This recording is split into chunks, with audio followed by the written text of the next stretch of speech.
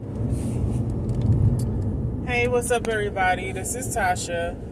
I know it's been a while that I updated y'all on me, but life has been lifing. To be honest with y'all, very transparent. I've been doing a lot, trying to get my house unpacked, get it together, because we're doing the holidays at my house this year. So my house needs to be in order. Not has to be, it needs to be in order. But other than that, basically just still riding this ride. Yes, I am a cancer survivor, but I have to go through immunotherapy treatment to make sure that the cancer does not come back. Just praying to God that it does not come back. I'm a believer that I'm cured fully, forever. It's not coming back. We're not about to have that again. I cannot walk this road again. I pray to God that it do not happen, but it's in His hands, and I'm a believer that I don't have to walk it again. But anyway, basically I've been, how can I say it? I stopped doing my YouTube for a while due to the fact of I was slick being stalked via YouTube by a coworker. Let's say that. So I kind of pulled up off of YouTube for a while, pulled up off of TikTok, I still post here and there on my Facebook, and I had to delete certain people on my Facebook pages, my Snap pages. Like, it was just a whole big ordeal I had to do. I had to do like a reconditioning and a revamping of my social medias. I had to change my names. If people notice, my name have changed on my social media pages. It's just ridiculous when you can't trust people, can't trust coworkers who you've been working with for years, can't trust superiors. Like, it's just a shame. I finally had my last straw, was just tired and was like, F it. I'm just shutting down everything for a while, go ghost for a minute, but I still was relevant in that person's mouth to the point that it got really serious, that other actions was taken. I'm not going to go into all of that, but I said, let me get back on here and start, engaging with my audience again, because people have been asking me, what's going on? Why haven't we heard from you? Are you okay? We've been looking forward to hearing your updates. I had a fan base, I don't say it, I'm not going to say a fan base, but I had a community base of women, men, who really look forward to my updates, who was ride with me throughout this whole journey, and just to have somebody who's ignorant, basically ignorant to the fact of life, ignorant to the fact of just being transparent in what I'm doing, and it's not your damn business of what I do with my life. But people don't see that because they so engaged in my business instead of worrying about their own goddamn business. That's why they're in the predicament they're in now. And I've always told people, when you mess with me, baby, make sure you coming at me with your eyes dotted, your T's crossed, and your S's turned the right way, slanted, all that. Make sure, baby, because Tasha ain't stupid. Far from stupid. Very educated. I might act like, a hood chick sometimes, but I'm an educated motherfucking hood chick. Let's say that one. I need people to know that. Very educated. So when I gotta pull that Pritzy card out and get to doing my, how they say, go into my HR Becky stage, it's not good.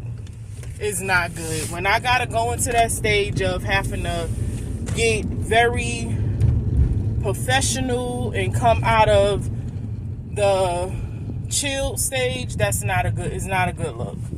So I just had to go into that stage, and when I say stress on top of stress, it's very stressful. I have been stressed out for the past 3 freaking months, to the point that I have the very thing that my doctors told me to make sure I stay away from and do not. I'm sweating, y'all. I just sweat, period. But make sure I stay away from and do not get lymphedema. So I have been diagnosed with lymphedema on my left side. The side that I had 12 lymph nodes removed from. And I only have, I think, 4 left. Yeah, 4 left. So, lymphedema is nothing to play with, number one.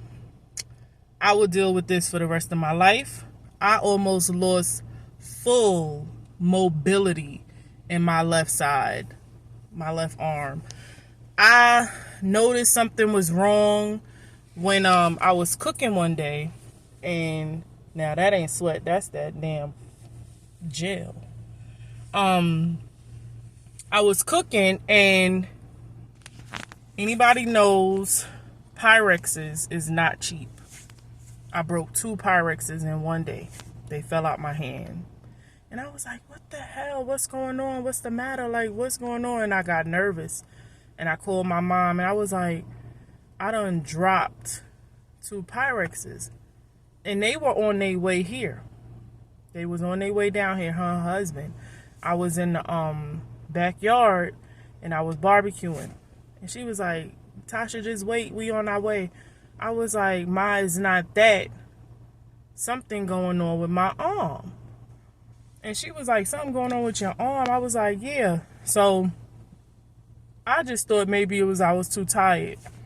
So I was like, I'm going to just rest. I'm going to put the rest of the food on and whatever. I do the rest when you get here. 2 weeks go by. I'm dropping stuff. And I had my nephew. That's when I knew it was something wrong. I was in Atlanta, and I had my nephew. And I was holding him, and my arm dropped.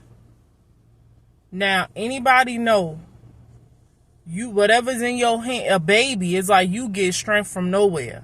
So I'm holding him, and my arm went down. And I felt numb.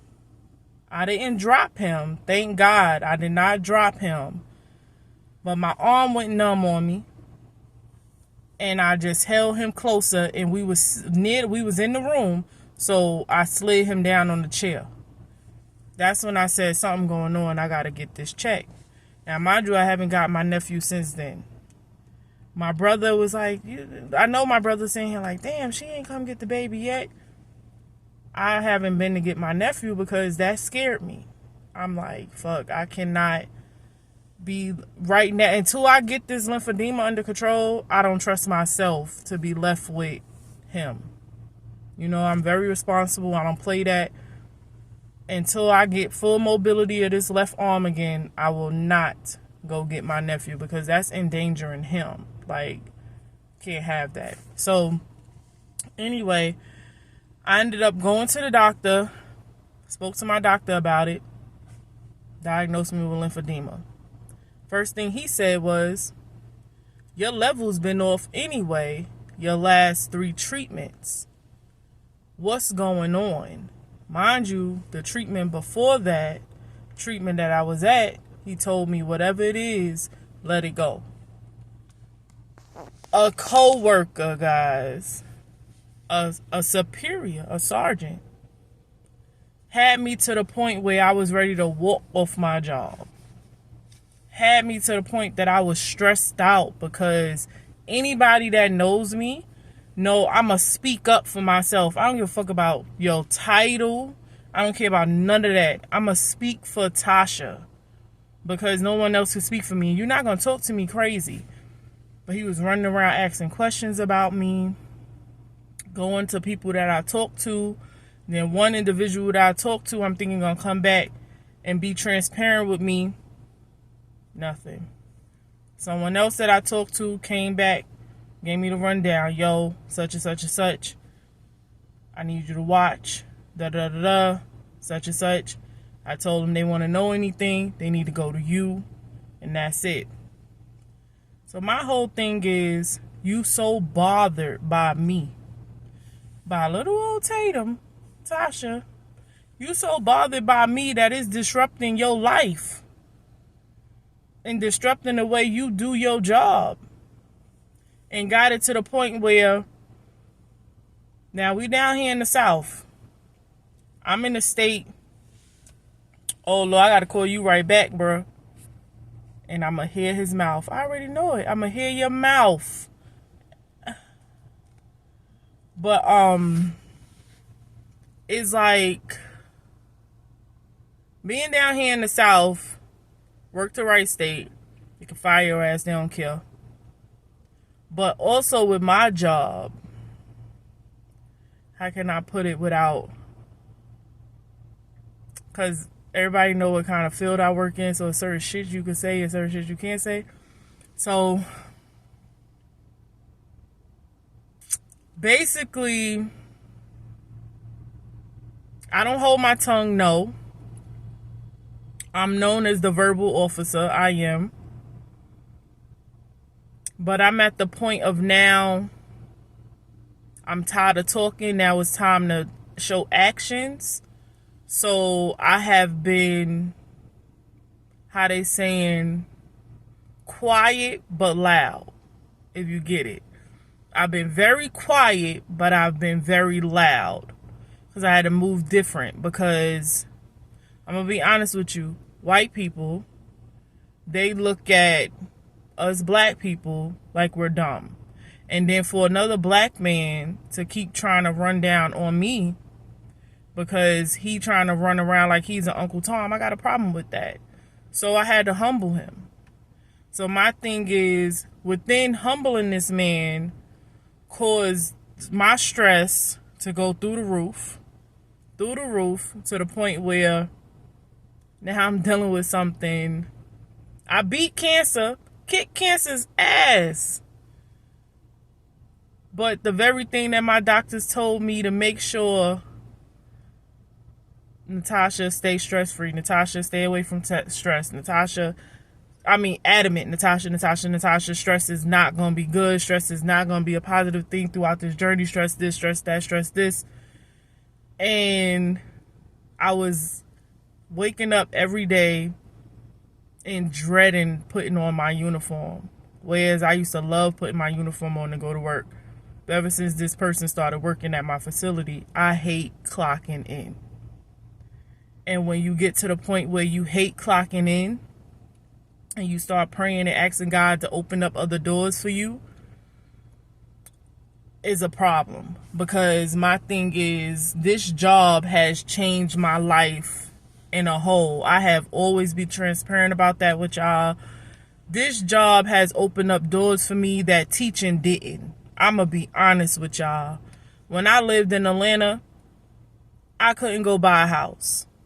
I was trying to buy a house in Atlanta. Them niggas was looking at me like, yeah, you a teacher, yeah, this, but baby, no. The type of house I wanted. Let me say that. I could have got a house, but I didn't want anything. I wanted something that I was going to be comfortable in. I moved here to Alabama making good ass money. Like, good money. Nobody could ever say to you that Tatum or Tasha, whatever you call me, China, whatever, have called and asked you to pay a bill in this house, pay a bill on my car, pay nothing. Like, the Lord has blessed me so well that I'm able to help others. And I thank God for that, because at one point in time, it was to the point where, like anybody else, you living paycheck to paycheck. Now I'm survived, like beyond surviving. I'm blessed. But for somebody to take me out of my grind mode and out of that mode of happiness, like I was in bliss, just bought a house, relocated, like not wanting for nothing, beat cancer's ass, and then started going into a depression state because I hated going to the very place that I enjoyed going to. Because one, you feeling like because I had cancer, because I don't have it no more, had cancer, that I don't supposed to post on social media. I don't supposed to talk to people at work. Basically acting like I was a fucking disease. Like, that's how this dude was treating me. And I didn't like it. It got to the point where the stress went through the roof. And when it started bothering me and messing with my health, now I gotta mess with you. So because, and I don't feel I'm wrong. I don't feel I'm wrong. I feel like because I have something now long term, I'm about to hit you long term. So life was lifing. Straight up. I got on that professional mode, got on that email. I went through chain of command. They didn't want to do what they had to do. I went to the higher ups. I know how to get to the top. And I went all the way up there and sat there on that board and talked to them we need something done. It got to be done, and it got to be done now, because now I got to go to physical therapy. I got to do shit that I wasn't even going to have to do. Like, my doctor said, you have 8 months out from surgery and you doing good. The 9th month and I get diagnosed with lymphedema? Something I was trying to stay away from? Like, I got to go through hardcore physical therapy now. I start physical therapy on Monday. Do you know the shit I'm about to have to go through? Half the time I can't even feel that my left arm is on my body. Like, straight up. Like, be in tears because the pain. Be feeling like needles is stabbing me. Because of an idiot, an asshole who couldn't just sit back and leave me the hell alone and do his job and let me do my motherfucking job because he got something personal. I don't know what the personal was. I don't know what it was. The nigga was acting stressed or something, like I was really bothering his soul or something. That's a good thing in some type of way, because if I could alter your life that much, boo-boo, I'm doing something good. But when you start altering mine, baby got to shut it down. And I had to shut it down. So I had to go quiet for a minute. Had to get up off the socials, like I said. Change my motherfucking name on Facebook. If y'all noticed that, like, deleting folks had stopped doing Facebook probably for a few weeks. Only certain people knew I was on there. But, yeah. Like, it was serious. It was serious. Like, a whole stalker at work. A whole stalker. My whole thing is, I'm not checking for you, bruh. I never was checking for you. My thing is, if it's a reason of because I wasn't trying to lay with you or whatever it is, keep that shit to yourself. Like, keep it to yourself, because I don't shit nowhere I work. How they say? Don't shit where you sleep. Don't, however the saying go. I ain't with it. Not with it, never been with it. But that's how the nigga was moving. Like, I done slept with him years ago and don't remember, or some shit like that. Like, I know who I done been with, and it wasn't you. But that's how he was moving, like a jealous ex or a nigga scorned. And I'm not the only one he did it to up there, but I'm the first one to shut his shit down. Like, I'm not the first person he did it to, but I definitely, after what just happened, I pray to God I'm the last, because stop messing with people's livelihoods. Like, for real. I have always loved going to work, and I hate going to work now. I walk in my job and don't even speak to people. I've never been that person. Never. Like, I be looking at motherfuckers like, I wish you would say hi. Like, don't speak to me. And I should not have that attitude going to work. I really shouldn't. I really got the attitude now of I do my 8 and skate, 12 and fly, or 16 and dip. Like, that's my mentality now, and it's not good, because the Lord put me in this career path for a reason. And one individual got my mind, like, on some revenge shit, and I've been praying myself up out of it. Because if you never walked this walk that I just came through, and then I'm still going through, and then to find out that now you diagnosed with something that I'm gonna be living with forever and gotta go do therapy for it and do all types of stuff. That's a blow. Like, that's a blow. And it's like, now I'm trying to get everybody who got something to do with it. And to me, it's like when they say where your stress coming from, and I pinpointed that one individual, now it's like, I gotta get you. And I cannot have that on me. I cannot have, because long as you got that I gotta get you mode, God never gonna give you and continue to give and do. And I refuse to let him mess up what God got for me. You know, like, I refuse to let him mess that up. Now, one point in time when I was having issues with this dude, I prayed so hard. My pastor was praying so hard. And when I say he moved mountains and he moved and humbled him, I don't know what done happened within these past 6 months, but the devil been riding on him and he decided to come back after me.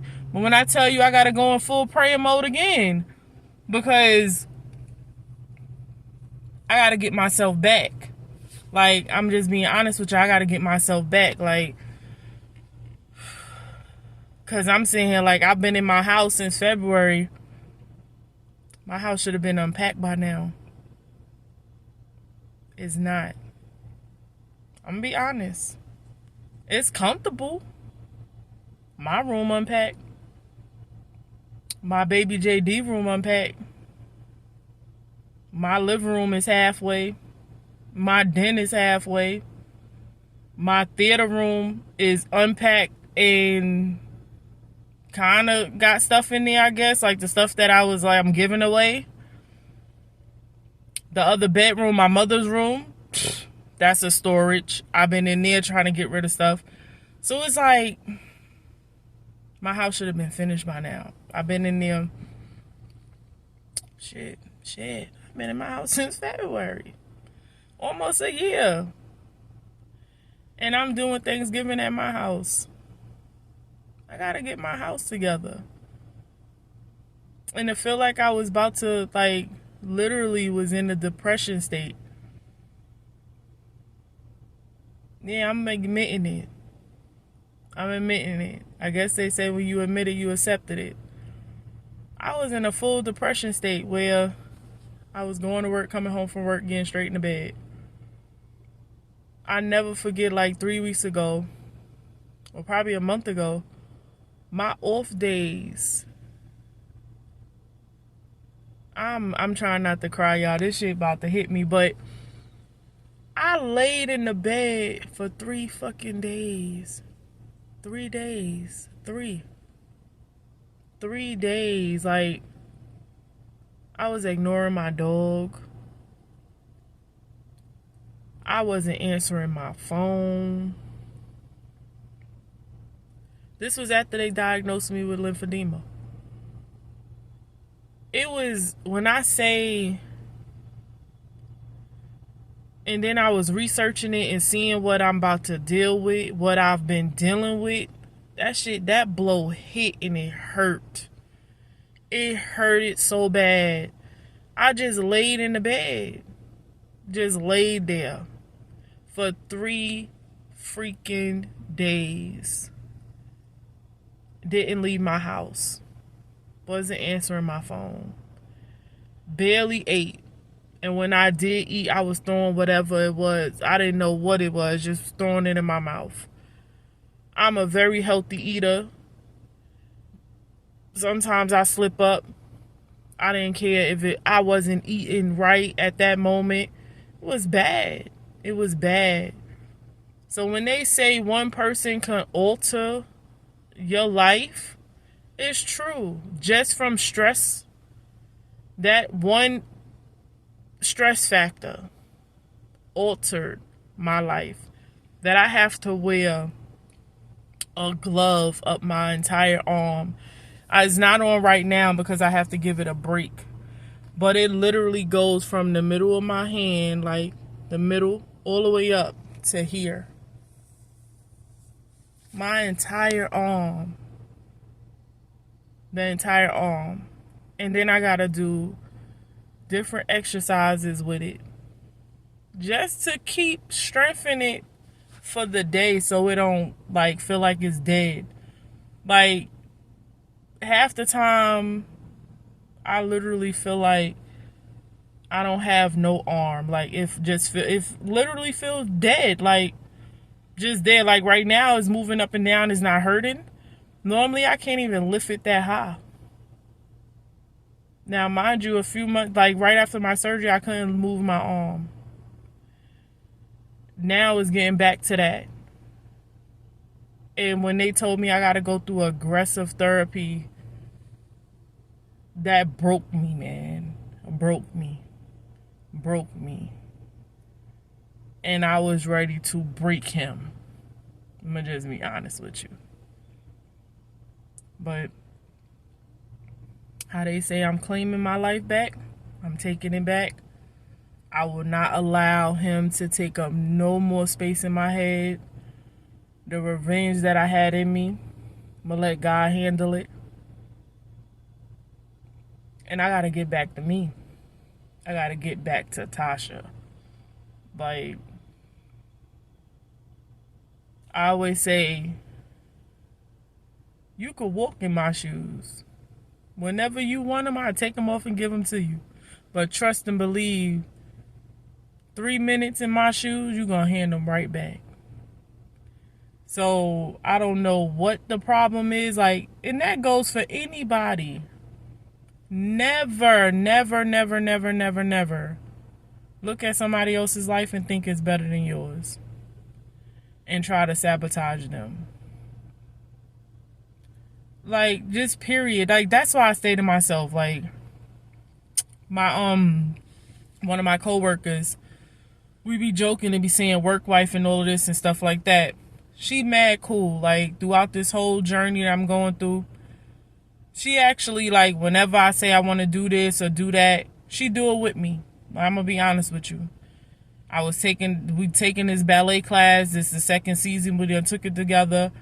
Like, she introduced me to going to the pole dance and stuff. Like, she's been mad cool. Whenever I need to just talk to somebody, she there, or she need to talk to somebody, I'm there.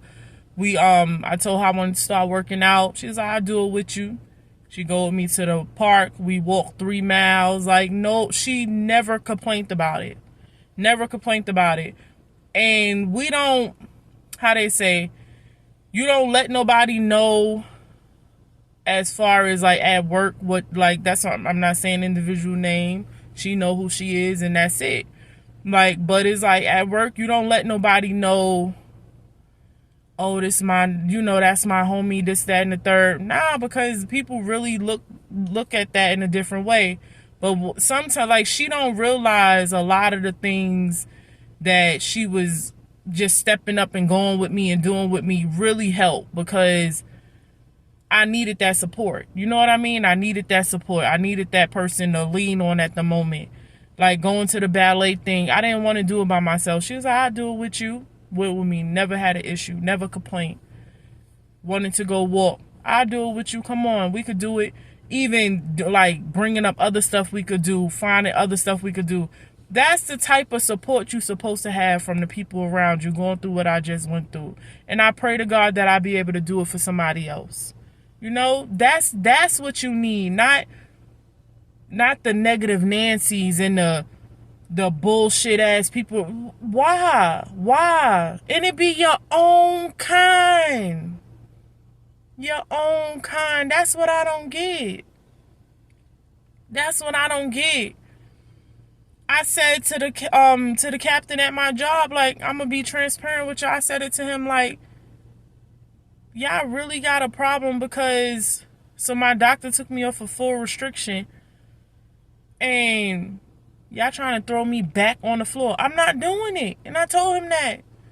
I'm not working the floor right now. I can't. My immune system not ready for it. He took me off a full restriction and put me on light duty. Light duty only consists of 2 posts. Come on. I miss being on the floor, don't get me wrong. I do not like laying dormant, but my body not ready. And I'm going to advocate for me. Straight up. I'm going to advocate for me. I never told them soon as I got back on the desk, The next day I didn't feel well. But that next week, because I needed 3 days off, my doctor, not I needed, my doctor put me out for the rest of the week because when I went to get my treatment done, my levels was low as hell that it took them almost 15 minutes to wake me up off the machine. He put me out of work. They thinking it's because it's a holiday weekend. Anybody that know Tasha don't give a damn about no Labor Day. Don't give a damn about no 4th of July. The only holidays I celebrate is Thanksgiving and Christmas and my birthday. All them other holidays, I don't celebrate them. I just don't. Thanksgiving, Christmas, and my birthday. Those are my holidays. So because my doctor put me out of work, I'm tired of this. Every time I turn around, she getting put out of work. My FMLA paperwork states I might need 3 to 5 days, at least 2 to 3 times a month. 3 to 5 days together, not separated. 2 to 3 times a month. So if I take 3 days this week, 5 days next week, 3 days the next week, 2 to 3 times, what's the problem? And mind you, I don't utilize my doctor's notes every time he gives them to me. Every time I leave chemo, he gives me a doctor's note and tells me do not go back to work until Saturday. And I have treatments on Monday. I don't give those in because my ass is going to work. I got to pay these bills. But because I was not feeling well, I utilized my doctor's note that day. And they had a problem with it. I didn't care. And then all of this stuff transpired. But I had to shut it down. So I will be coming back. I will be doing more videos because I cannot let them run me and dictate what I do with my life. And that's just where I'm at right now. Because I have been praying and asking God to open up new channels and new things for me. And I'm a believer, a strong believer, that He's going to do it. Because it's just, I got this, not going to talk about it right now, but it's like this great feeling. Something great about to happen. I can feel it. I've been going through too much for something great not to be about to come. I'm a strong believer in that. So I will speak to y'all later. And I will update y'all. I'm going to New York next week, guys. I gotta bury my aunt. This is gonna be rough. That was my baby. So, yep. I ain't been home since, damn. Every time I go home is for a funeral. But anyway, yeah. Yo, I'm not a soft person. But when I tell you these last few months, anything be making me cry. But anyway, y'all have a good one. I'm gonna come back probably this weekend. I'll probably come back when we heading up to New York. Probably do a little family thing, me and my mother. But yeah, y'all have a good one. And like I always say, be true to you. Because who else gonna be true to you? Nobody but you. Later. See you.